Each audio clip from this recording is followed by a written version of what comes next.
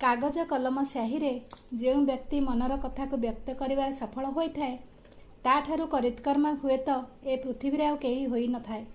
छोट दिने मु सबुबले लक्ष्य करे मो बुढ़ी माँ मंदिर को प्रतिदिन जाए आ फेरिबा बाटरे पड़ुवा सिलाई दुकान रु किसी छोट छोट कपड़ा तार फूल डालरे आनी रखे। ता परदिन सेथरू किछि सलिता तैयारी करे मंदिर को निए आ ठाकुरंक पाखे जलाए।